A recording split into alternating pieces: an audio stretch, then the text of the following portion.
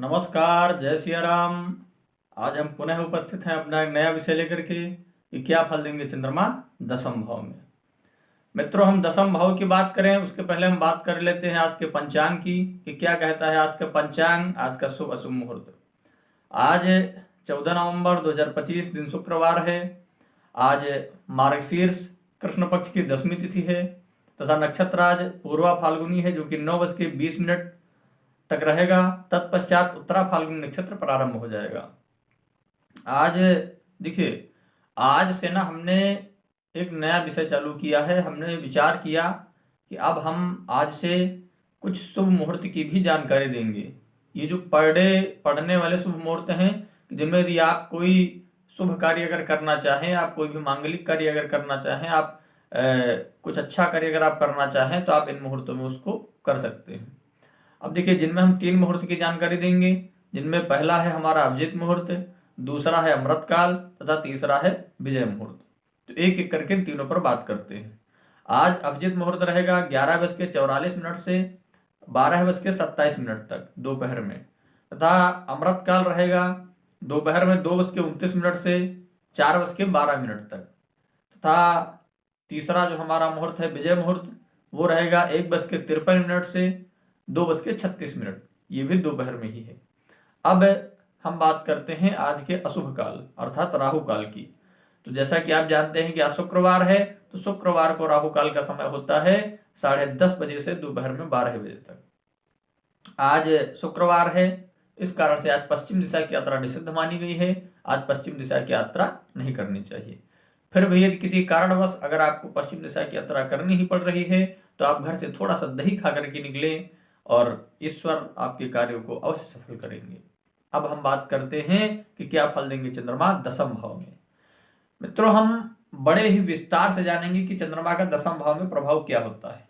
अब हम सर्वप्रथम बात करते हैं कि दसम भाव का प्रभाव क्या है, अर्थात दसम भाव क्या दर्शाता है। हम चंद्रमा के दसम भाव के प्रभाव के बारे में जानेंगे, परंतु उसके पहले बात करेंगे कि दसम भाव क्या दर्शाता है। देखिए, जो हमारा दसम भाव है ना, वो कर्म का भाव है, राज्यपद का भाव है, प्रतिष्ठा का भाव है, पिता का भाव है। इन सब चीजों का विचार हम अपने दसम भाव से करते हैं। आप व्यापार करेंगे या आप नौकरी करेंगे या आप राजनीतिक जगत में उन्नति हासिल करेंगे, इन सब चीजों के विषय में हम कहां से जानेंगे? इन सब चीजों के विषय में हम जानेंगे अपने दसम भाव से। अब देखिए, चंद्रमा मन के कारक और माता की कारक जब हमारे दसम भाव में बैठेंगे जाकर के, तो ये आपके मन को भी शांत करेंगे, मन को भी स्थिर करेंगे तथा आपके मन को अच्छा करेंगे। क्योंकि आप ये चंद्रमा दसम भाव में जब बैठेंगे जाकर के और ये स्वयं में बलवान हुए, अर्थात अगर अंश बल से बली हुए, इन पर किसी शुभ ग्रह की दृष्टि हुई, तो ये चंद्रमा आपको सर्वदा अच्छा प्रभाव ही देने वाले होंगे। देखिए, दसम भाव में वैसे 10वीं राशि एक प्रकार से मानी जाती है जो कि मकर राशि है, जो कि शनि की राशि है। अब क्योंकि पर दसम भाव में चंद्रमा का शुभ प्रभाव होता है, फिर भी जबकि ये भाव है शनि ग्रह का और चंद्र और शनि की नहीं बनती है, फिर भी चंद्रमा यहाँ पर अपने शुभ परिणाम ही देते हैं। अब एक एक करके हम इन परिणामों की बात करेंगे। देखिए, जब चंद्रमा दसम भाव में बैठते हैं ना, तो कहा जाता है यदि आप अगर नौकरी करना चाहेंगे तो आप नौकरी में भी अच्छी उन्नति हासिल करेंगे। यदि आप व्यापार अगर आप करना चाहेंगे तो कहीं ना कहीं व्यापार भी आपके मन का होगा। अर्थात आप जिस भी लाइन में जाना चाहेंगे, आप जिस भी प्रोफेशन को चूज करेंगे, आपको उसमें सफलता मिलेगी। आप व्यापार करेंगे या नौकरी करेंगे वो आप पर डिपेंड करता है, पर आपको उसमें सफलता चंद्रमा दिलवाएंगे, यह बात हम कह सकते हैं। मित्रों, देखिए, अगर हम बात करें, पर यहाँ पर एक चीज देखी जाती है कि अगर आप व्यापार करें या आप नौकरी करें, देखिए चंद्रमा की प्रकृति है घटना बढ़ना, तो कहीं ना कहीं आपको ये उतार चढ़ाव दे सकते हैं। आपके व्यापार में भी आपको उतार चढ़ाव दे सकते हैं तथा आपकी नौकरी में भी यह उतार चढ़ाव दे सकते हैं।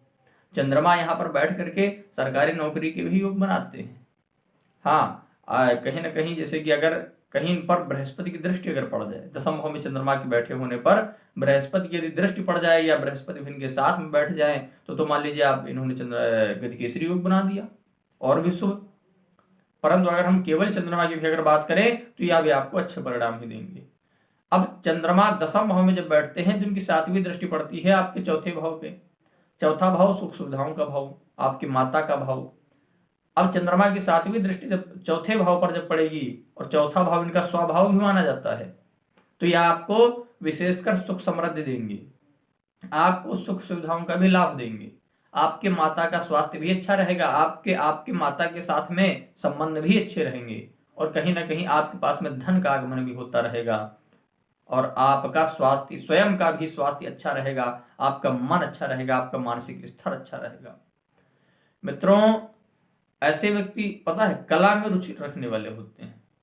ये लोग कला के बड़े प्रेमी होते हैं। कला अर्थात ड्राइंग तो एक अलग चीज है, ड्राइंग में भी प्रेम रखते हैं। कला मतलब जैसे कि नृत्य है, गायन है, इन सब जो कलाएं हैं इनमें जो है यह व्यक्ति, ऐसे व्यक्ति रुचि रखने वाले होते हैं। और कुल मिलाकर के कहीं ना कहीं ऐसे लोगों को जीवन है वो अच्छा बीतता है, और ऐसे लोग धनवान भी होते हैं तथा बुद्धिमान भी होते हैं।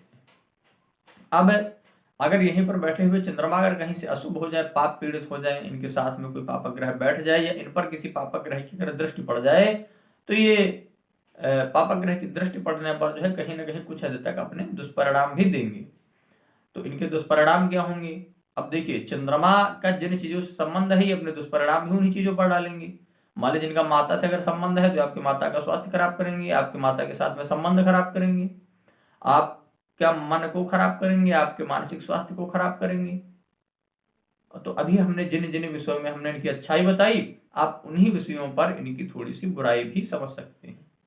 ये चंद्रमा के आपके जन्मांग में, आपकी जन्म कुंडली में प्रभाव है। विशेषकर आप एक चीज का अवश्य ध्यान रखिएगा। देखिए, हमने जैसे कि हमने बताया कि चंद्रमा की प्रकृति है घटना बढ़ना, तो या कहीं ना कहीं आपके जीवन में उतार चढ़ाव अवश्य देते हैं, कभी कुछ ज्यादा अच्छा, तभी कभी थोड़ा सा बुरा, इस प्रकार से परिणाम देंगे। परंतु चंद्रमा अगर आपके भाव में अगर अच्छे बैठे हैं तो यह आपको लगभग लगभग शुभ परिणाम ही देंगे। और मान लीजिए अगर आपके चंद्रमा अगर खराब हैं या आपको दुष्परिणाम देने वाले हैं, तो आप चंद्रमा के कुछ उपाय भी कर सकते हैं। उपाय क्या है? आप अपने माता समान स्त्रियों का सम्मान करें, तथा जैसा कि मैं अपने हर वीडियो में बता रहा हूं कि चंद्रदेव की बीज मंत्र ओम सोम सोमाय नमः का जप करें। और सर्वश्रेष्ठ उपाय चंद्र के लिए रहता है कि आप भगवान शिव की पूजा अवश्य करें। भगवान शिव की पूजा आपके चंद्रमा को अत्यंत लाभकारी, आपके लिए शुभ फलदायी बना देगी, यह आप विश्वास रखिए। मित्रों, अब हम अपने शब्दों को यहीं पर विराम देना चाहेंगे, और कल पुनः मिलेंगे आपसे एक नया विषय लेकर के कि क्या फल देंगे चंद्रमा अपने 11वें भाव में। अब 11वां भाव देखिए आय का भाव है, धन का भाव है।